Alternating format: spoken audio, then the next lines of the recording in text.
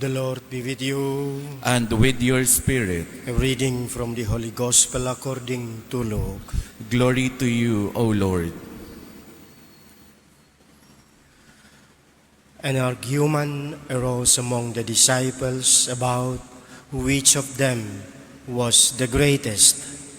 Jesus realized the intention of their hearts and took a child and placed it by his side and said to them, "Whoever receives this child in my name receives me, and whoever receives me receives the one who sent me. For the one who is least among all of you is the one who is the greatest." Then John said in reply, "Master, we saw someone casting out demons in your name, and we tried to prevent him because he does not follow in our company."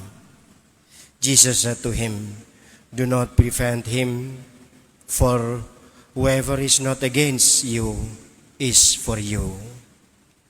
The Gospel of the Lord. Praise to you, Lord Jesus Christ.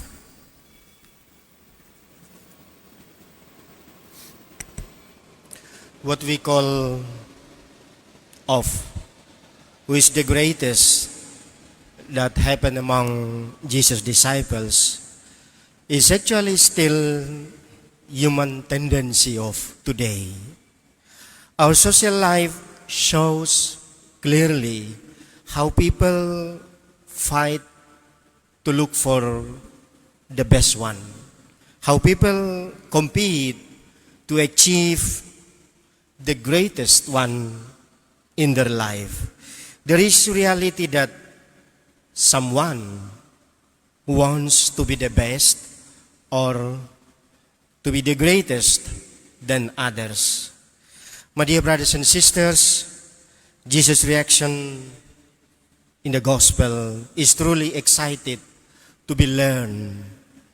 Taking a child in the midst of his disciples, Jesus put the most value of the greatest life, that being the least among others and to serve and be the servant of all.